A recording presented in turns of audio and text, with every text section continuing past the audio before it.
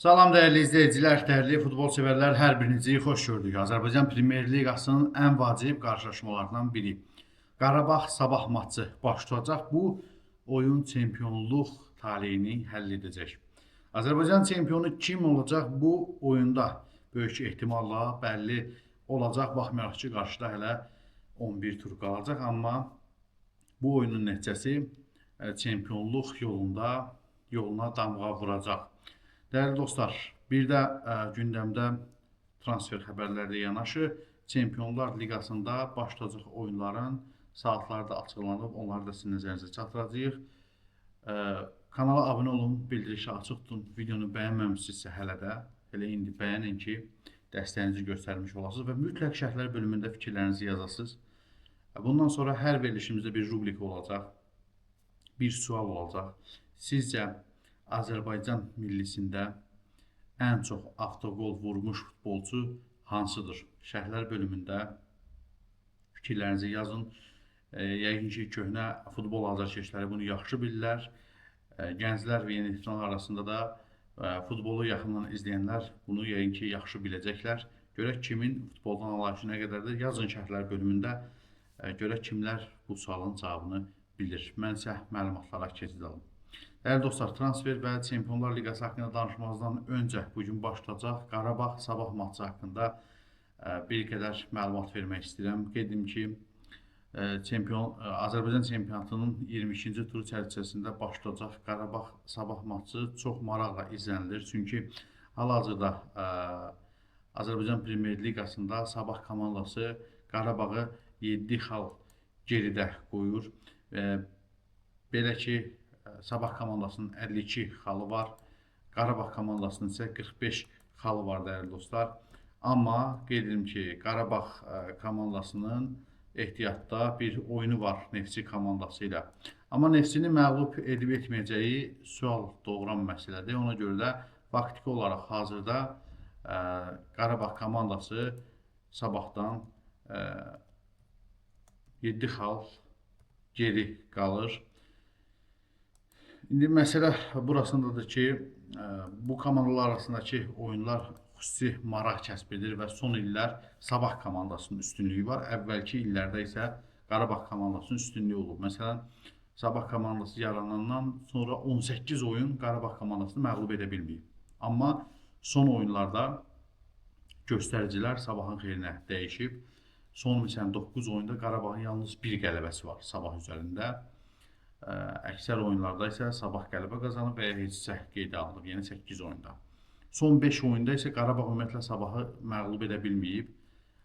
Ötən il Kubokun finalında qarşılaşanda Sabah əlavə vaxtda Qarabağı məğlub edib, Kuboku Qarabağın əlindən almışdı. Bu il Premyer Liqada son qarşılaşmada 2-1 hesabı ilə Sabahın qələbəsi qeydə alınıb. Bu da əslində Sabah komandasının nə qədər güclü bir komanda formalaşdırdığını göstərən amildir. Siz də fikirlərinizi yazın, bu çempionluq maçında kim qələbə qazanacaq.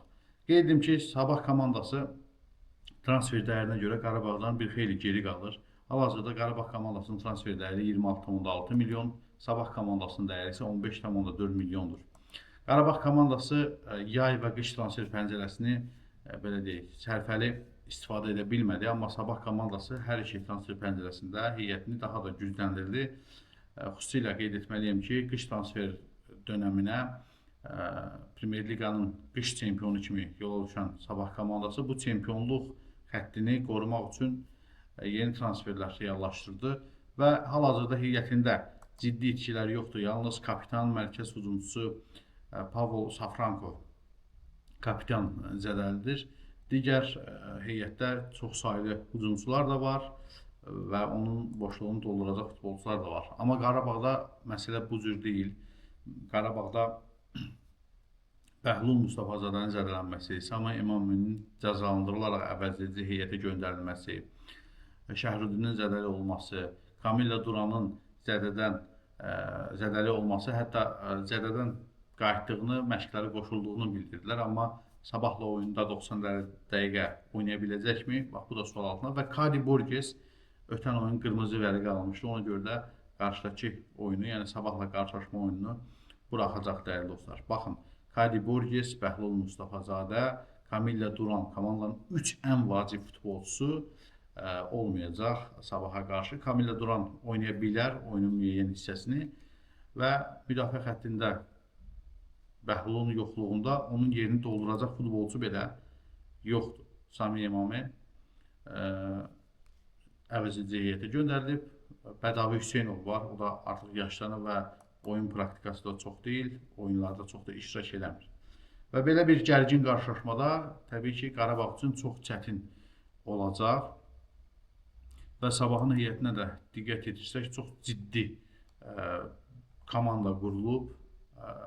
Məncə Dambrauskas, Qurban Qurbanov dueli çox maraqlı olacaq bu dəfə. Və qeyd edim ki, dəyərli dostlar, bu komandalar arasında ümumilikdə 31 dəfə qarşılaşma baş tutub və bu qarşılaşmalarda 10 dəfə heçsə qeydə alınıb, 5 dəfə Sabahın qələbəsi qeydə alınıb və 16 dəfə Qarabağ komandasının qələbəsi qeydə alınıb. Bu oyunlar ərzində 64 dəfə Qarabağ qol vurub, 36 dəfə deməli Sabah komandası qol vurmağı bacarıb. Adətən çox qollu maçlar izləmişik bu iki komanda arasında. Sabahki maçda da çox qol olacaq gözlənilir. Sabahın hücum xətti çox güclüdür. Qarabağda müdafiə xəttində problemlər var. Qarabağın da hücum xətti güclü deyə bilmərik, çünki Kamilla Durana güvənirdi daha çox Qarabağ komandası. O da zədədən əziyyət çəkir. Bilmirəm, indi oyunda neçə dəqiqə iştirak edə biləcək. Bundan əlavə Qarabağda Ramil Şeydəyev, Sahib Qurbanlı kimi hücumçular var, amma çı fayda, nə fayda? Yəni bu hücumçular Qarabağa yüksək fayda verə biləcək futbolçular deyil. Amma Qurban Qurbanov yaxşı başa düşür ki, bu oyunda da məğlub olsa, xal fərqi ona qalxsa, o zaman çempionluğa indidən əlvidə deməli olacaq.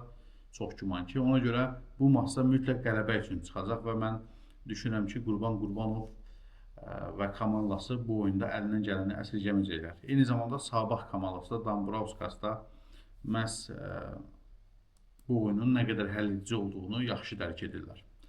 Ona görə də hər iki komanda var gücünü ortaya qoyacaq. Mənim proqnozum 2-1 hesabı ilə Qarabağ qələbəsidir. Baxmayaraq ki, heyətdə müəyyən çətinliklər var. Bu oyunda var gücünü ortaya qoyacaqlar. Sonraki oyunlarda Qarabağ xal itirə bilərmi? İtirə bilər, çünki heyət artıq kifayət qədər yorulub. Ola bilsin ki, bu oyunda qələbə qazansınlar, sonraki oyunlarda xal itirə bilərlər yenə də. Amma bərabərlik qoxusu da bir gəlir bu oyundan. Amma mənə görə Qarabağ komandası bu oyunda qələbə qazanıb, xal fərqini 4-ə endirəcək. Daha sonra Neftçi ilə oyun məhz çempionluq yarışında həlledici rol oynayacaq deyə düşünürəm. Siz nə düşünürsünüz bu arada? Fikirlərinizi yazın dəyərli dostlar.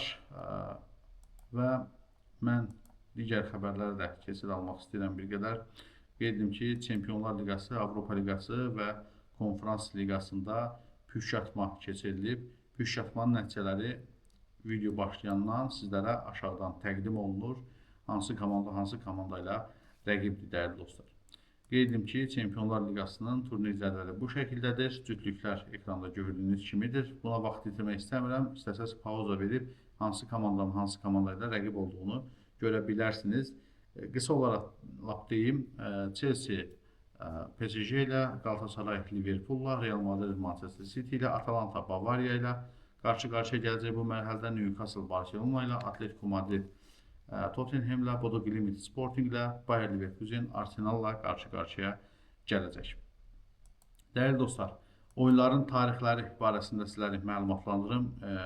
Ekran aşağı hissəsində də gördünüz, mart ayının 10-unda və 11-də, həmçinin 17-si və 18-də Çempionlar Liqasının 8-də 1 final mərhələsinin qarşılaşmaları baş tutacaq. Galatasaray Liverpool qarşılaşması 21:45-də start götürəcək ayın 10-unda. Burada qeyd edim ki, saatlar Orta Avropa saatı ilə göstərilib. Yəni bizimlə 3 saat fərqi var. Yəni 18:45 yazılıbsa bu 21:45 deməkdir Bakı vaxtı ilə. 21:00 yazılıbsa gecə saat 12 deməkdir Bakı vaxtı ilə. Ekranda görürsünüz bütün oyunların keçiriləcəkləri tarix və saatları. Pauza verib bir-bir baxa bilərsiniz. Bu arada mən də buna çox vaxt itirmək istəmirəm. İstəsəniz bir daha deyirəm, pauza verin, bir-bir baxın oyunların saatlarına. Oyunlar yaxınlaşdıqca onsuz da bu barədə ətraflı məlumat verəcəyik.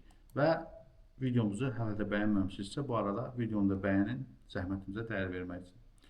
Dəyərli dostlar, bəs qalib kim olacaq Çempionlar Liqasında? Opta Superkompüteri faizlər açıqlayıb. Opta Superkompüterinin ehtimalına görə Arsenal komandası 27,4 faizlə liderdir. Bavariya 14,3 faiz, Liverpool 12,8, Manchester City 10,8, Barcelona 7,7, Chelsea 6,9, Newcastle 4,7, PSG 4,6, Real Madrid 2,8, Sporting 2,7, Atletico 2%, Tottenham 1,2%, Atalanta 1,1%, Bayer Leverkusen 0,5%, Bodo Glimt 0,4%, Galatasaray 0,2% çempionluq şansı göstərilib dəyərli dostlar. Galatasaray gördüyünüz kimi bu siyahıda sonuncu yerdədir 16 komanda arasında.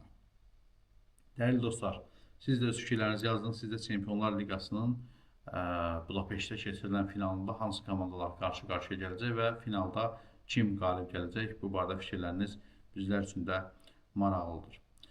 Dəyərli dostlar, qeyd etdik, Qarabağ komandası çox çətin qarşılaşmaya çıxacaq və komandada Kamilla Duranın zədəm məsələsi gündəmdədir. Hələ də komanda bildirdi ki, məşqlərə qoşulub, amma məşqlərə qoşulmaq o demək deyil ki, 90 dəqiqə meydanda oynaya biləcək.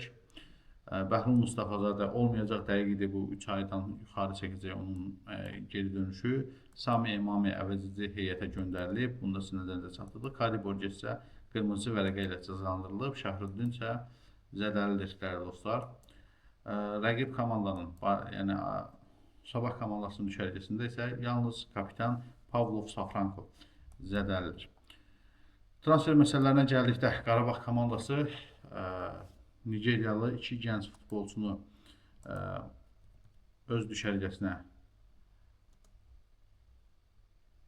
deməli qoşmağa çalışır. Qeyd edim ki, 8 futbolçunu bəyənmişdilər Obosa Kup turnirində. Onların ikisi baxış üçün Qarabağın düşərgəsinə gələcək. Bunlar Onyema Fransis Tsukvomabin və Akınroyev Mikhail Adefrodur. Bu iki futbolçu yaxın günlərdə Qarabağın düşərgəsinə gələcək və qeyd edim ki, hər iki futbolçu 2008-ci il təvəllüdlüdür. Təqribən bu da 18 yaş eləyir. 18 yaşları var futbolçuların. Əslində 17 yaşları var hələ.